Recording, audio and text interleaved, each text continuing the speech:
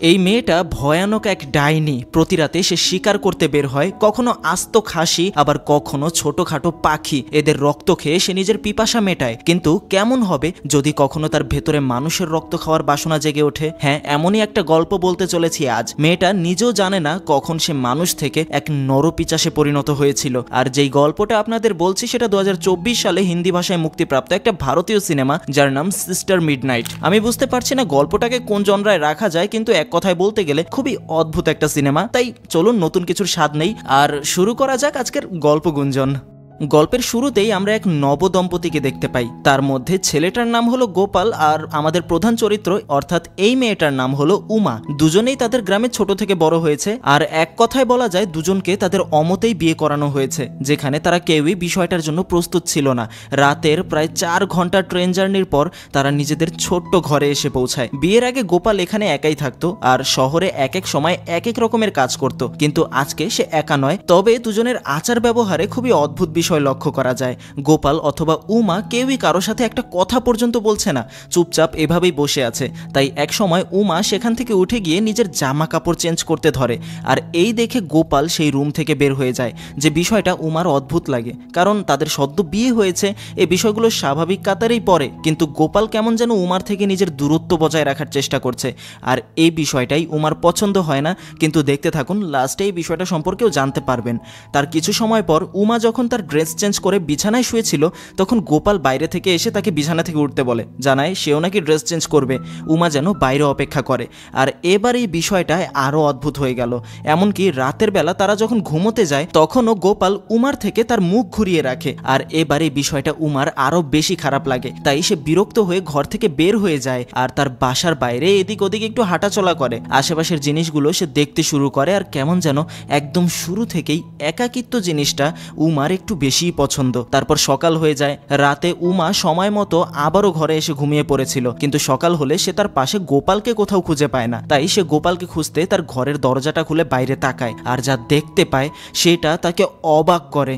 কারণ গত রাতে সে বাইরে বের হয়েছিল, এখানে কোনো মানুষজন ছিল না, কিন্তু সকাল হতে না হতেই তার দুয়ারের সামনে মানুষের ভিড় ভাট্টা হই হুল্লোড় লেগেই গিয়েছে।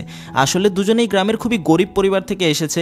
কোনো রকমে গোপাল শহরের টুকটাক কাজ করে নিজের পেট চালায়, আর বাড়িতে তার বাবা মাকে টাকা দেয়। শহরের এই ছোট্ট একটা ঘরেই তার ঠাঁই।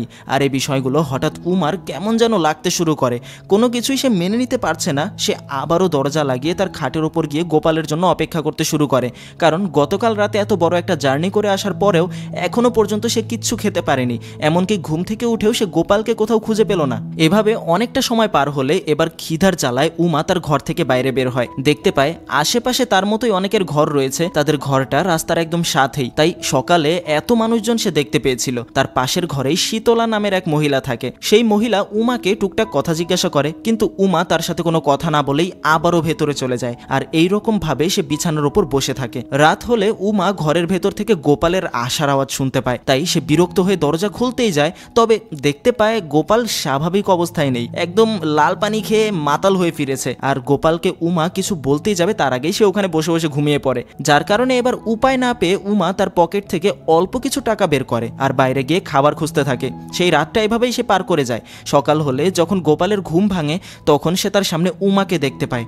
উমা খুবই বিরক্ত, এমনকি গোপালের ওপর একদম চটে আছে। গোপালকে সে তুমি না বলে ডিরেক্ট তুই তাকারি বলে কথা বলতে থাকে। তোর মাথায় কি কিছুই ছিল না? নতুন বিয়ে করেছিস, তোর ঘরের বউ, তুই কোথায় গিয়েছিলি? তোর কোনো খবর নেই? গত 24 ঘন্টা ধরে কিচ্ছু খেতে পাইনি আমি, তোর কি সেটা দেখা উচিত ছিল না? আর তার এই সকল কথায় গোপাল কেমন যেন ভয় পেতে শুরু করে। বলে সে নাকি তার বন্ধুদের সাথে দেখা করতে গিয়েছিল, আর নতুন বিয়ে করেছে বলে এই উপলক্ষে নাকি তার বন্ধুরা তাকে দুষ্টু পানি খাইয়ে দিয়েছিল। আর এখন যাই হোক, আজকে তার কাজে যেতে হবে। তাই কাজে যাওয়ার সময় উমা গোপালের কাছে কিছু টাকা চেয়ে নেয়। তাই গোপাল তাকে অল্প কিছু টাকা দিয়ে তার কাজে চলে যায়। এখন উমা কিছুই বুঝতে পারছিল না যে এই টাকা দিয়ে সে কি করবে।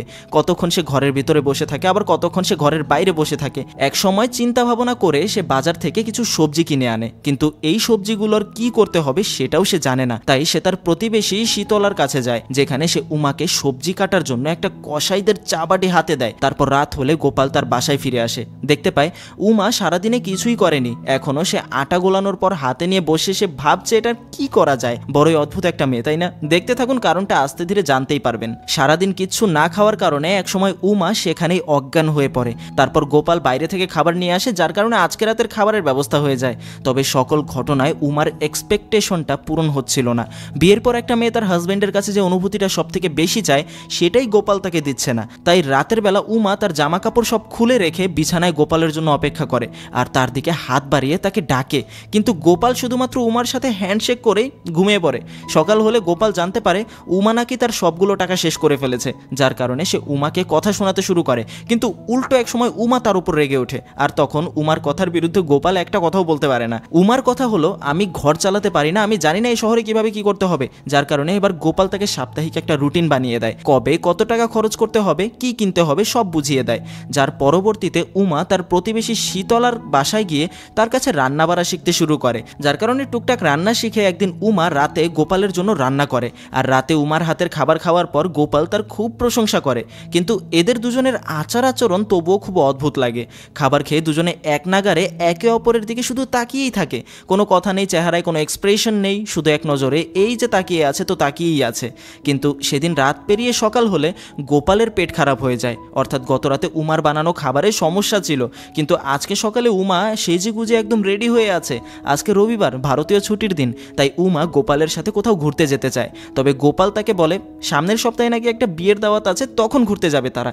কিন্তু উমা তার কোনো কথাই শুনতে চায় না, আজকে মানে আজকেই। যার কারণে গোপাল তাকে নিয়ে ঘুরতে বের হয়। তারা একটা বাসে উঠে পড়ে আর প্রায় 13 ঘন্টার একটা জার্নি করে দুজনে একটা বিচে গিয়ে পৌঁছায়। তবে সত্যি বলতে এটাকে ঘুরতে যাওয়া বলে না, কারণ ওখানে যাওয়ার পর দুজনে শুধু এক জায়গায় ঘন্টার পর ঘন্টাই বসেছিল, কোনো ঘোরাঘুরি নেই, কোনো কথা পর্যন্ত নেই, শুধু এভাবেই সময় পার করে। আর সময় মতো গাড়িতে উঠে আবারও 13 ঘন্টার জার্নি করে বাসায় ফিরে আসে।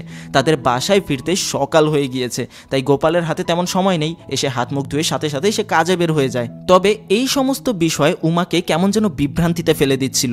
সে কেমন জীবন পার করছে সে নিজেও জানে না। তার হাতে এখনও তার বিয়ের চুড়ি রয়েছে, আর এগুলো তাকে খালি কষ্টই দেয়। তাই সে ঘর থেকে বের হয়ে পাশে একটা মুচির কাছে যায় আর সেখানে তার হাতের চুড়িগুলো ভেঙে ফেলে।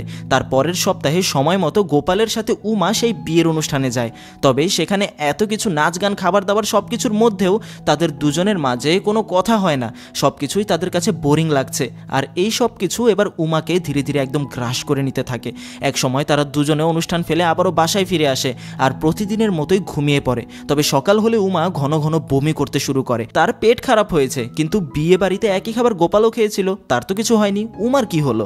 প্রতিদিনকার মতো আজকেও গোপাল তার কাজে বেরিয়ে পড়ে, আর উমা তার ঘরে এই যে বসেছে তো বসেছেই, কোনো নড়াচড়া নেই। তবে এক সময় সে তার ঘর থেকে বাইরে বের হয় আর কেমন যেন অদ্ভুত আচরণ করতে শুরু করে। সে তার মহল্লা থেকে কিছু দূর শহরের দিকে হেঁটে যায়, আর ওখানে একটা বড় অ্যাপার্টমেন্টের সামনে সাজানো অনেকগুলো গাছের মধ্য থেকে সে ছোট ছোট কিছু টব চুরি করে তার বাসায় নিয়ে আসে। এভাবে ধাপে ধাপে সে অনেকগুলো গাছের টব তার বাসায় এনে সেগুলোর মধ্যে বসে থাকে। আর কোথা থেকে যেন একটা বিড়ি জোগাড় করেছিল সেই বিড়িটাই টানতে শুরু করে। এখান থেকেই তার আচার ব্যবহার কেমন অদ্ভুত হয়ে যাচ্ছে। সব কিছু এনে কিছুক্ষণ পর সে আবারও বাইরে বের হয়। তারপর যেদিকে দুই চোখ যায় সেদিকেই যেতে শুরু করে, কখনো রেল স্টেশন, কখনো কোনো অ্যাপার্টমেন্টের সামনে, কখনো রাস্তার মাঝখানে, এভাবেই ঘুরপাক খেতে শুরু করে। এমনকি উমার কানে মাঝে মাঝে অদ্ভুত কান্নাকাটির আওয়াজ আসতে শুরু করে। পাশাপাশি এইভাবে ঘুরতে ঘুরতে এক সময় সে একটা ট্রাভেল এজেন্সি অফিসে গিয়ে পৌঁছায়, আর ওখানে থাকা সবার কাছে শুধু কাজ চাইতে শুরু করে। সে কাজ করতে চায়, তাকে যেন কেউ কাজের ব্যবস্থা করে দিক। যেখানে এক ব্যক্তি তাকে জিজ্ঞাসা করে, তুমি পরিষ্কার পরিচ্ছন্নতার কাজ করতে পারবে? উমা সাথে সাথে হ্যাঁ করে দেয়। সেই সারা রাত উমা সেই অফিসে পরিষ্কার পরিচ্ছন্নতার কাজ করে। আর কাজ শেষ হলে সে যখন তার বালতি নিয়ে বাড়ি ফিরছিল তখন বাইরে অফিসের ওয়াচম্যানের সাথে তার দেখা হয়। আজ প্রথম উমার সাথে কেউ নিজে থেকে কথা বলতে আসে। টুকটাক কথাবার্তায় একসময় সেই ওয়াচম্যান উমাকে তার নিজের সাইকেলে করে সামনে ড্রপ করে দেওয়ার কথা বলে, আর উমাও এতে রাজি হয়। আর তারপর আরও কিছুদিন পার হয়। কয়দিন উমার সাথে তার প্রতিবেশী শীতলার একটা ভালোই সম্পর্ক তৈরি হয়েছে। দুজনে মাঝে মাঝে একে অপরের সাথে সময় কাটায়, তবে তেমন কোনো কথাবার্তা বলে না। শীতলা দু একটা প্রশ্ন জিজ্ঞাসা করলে উমা শুধু সেই প্রশ্নের উত্তর দেয়। আর প্রতিদিন এখন উমার একটাই কাজ, সেটা হলো সেই অফিসে পরিষ্কার করা আর সুযোগ পেলে তার প্রতিবেশী শীতলার সাথে গল্প করা। এক সময় শীতলা উমাকে জিজ্ঞাসা করে, কি রে, তোর কি শরীর খারাপ নাকি? আগে থেকে অনেকটাই শুকিয়ে গিয়েছিস, খাবার দাবার ঠিকমতো হয় না নাকি? কিন্তু উমা তাকে তেমন কিছুই বলতে পারে না, বলে বেশিরভাগ সময় নাকি তার পেট খারাপ থাকে, কিন্তু কি কারণে সেটা জানে না। তাছাড়াও উমা যখন তার মহল্লার বাইরে একটা রাস্তা দিয়ে কাজে যায় তখন মাঝে মাঝেই সেখানে থাকা কিছু তৃতীয় লিঙ্গের মানুষ তার উপর নজর দেয়। তাকে নিয়ে সে এই সেই কথা বলে, এমনকি উমার প্রশংসাও করে মাঝে মাঝে, যে সে খুব সুন্দর দেখতে আর তার সৌন্দর্যের এত রহস্য কি। আর সবসময় উমা তাদেরকে এড়িয়ে চলে। তারপর আরও কয়েকদিন চলে যায়। এতদিনে উমার অফিসের সেই ওয়াচম্যানের সাথে তার ভালো একটা বন্ধুত্ব তৈরি হয়েছে। আর ইদানিং উমার শরীরের এই অবস্থা দেখে আজকে সে তাকে জোর করে পাশের একটা হসপিটালে চেক আপ করাতে নিয়ে যায়।